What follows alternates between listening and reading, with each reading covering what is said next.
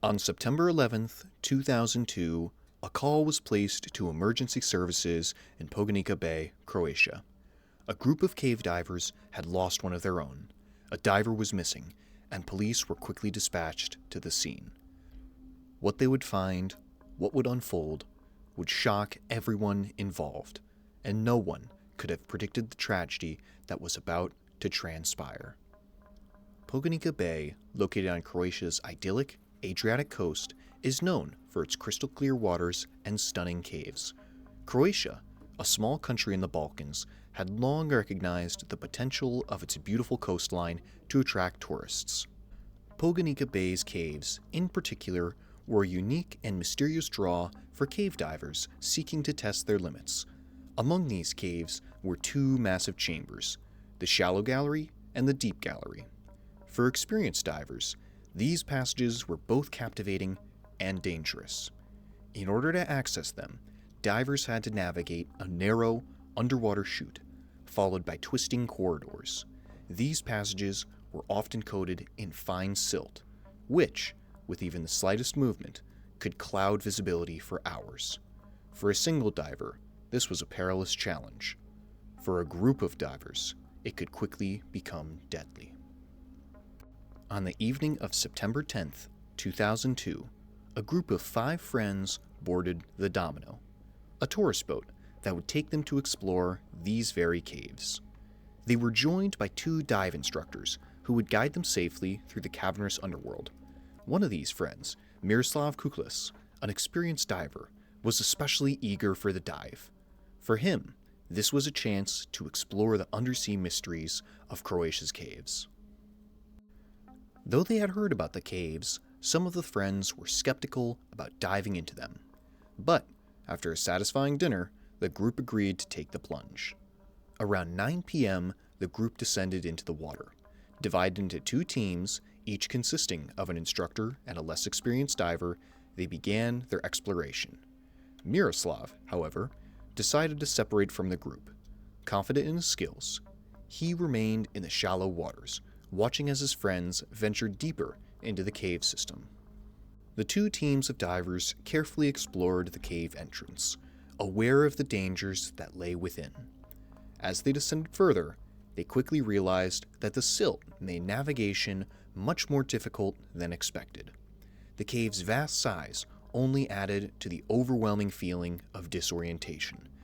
The team decided to resurface, feeling unprepared for the challenges ahead. Back on the surface, they thought they could relax. The night was still young, and they made it safely back from the cave. The group spent the next hour exploring the waters, marveling at the vibrant sea life below them. Fish, octopus, and other creatures swam gracefully around them. It was an idyllic moment, a peaceful respite from the earlier dive. However, when they returned to the boat around 10:30 p.m., something was wrong. Miroslav was missing. No one had seen him since he had descended into the water earlier that evening. Panic set in as they realized he must have gone back to the cave, either attempting to explore further, or worse, getting lost in the labyrinth of tunnels. One of the divers, along with Miroslav's friend, quickly re-entered the water, their hearts pounding with fear. With a safety line in place, they navigated back to the entrance of the cave. Flashlights cut through the murky waters as they searched, but it was futile. The silt, disturbed from the previous divers, had clouded everything. The cave was nearly impossible to search. After a few moments of hopeless searching, they resurfaced, knowing time was running out. Miroslav, if he was still in the cave, was on borrowed time.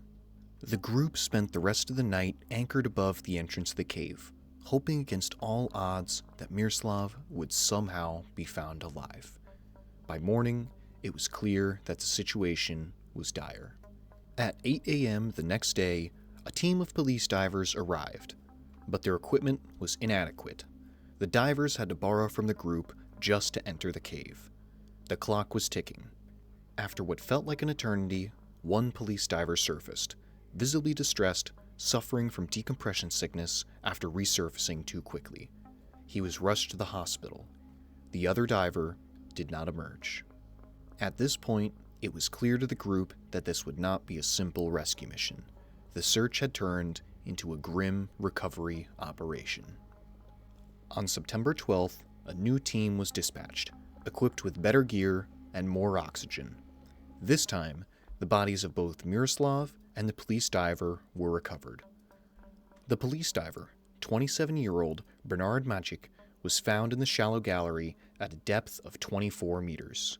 It was determined that he had become disoriented in the silt-heavy water, lost his way, and ran out of oxygen. Miroslav, however, was found much deeper, in the deep gallery at 54 meters. But the discovery of Miroslav's body raised a horrific new concern.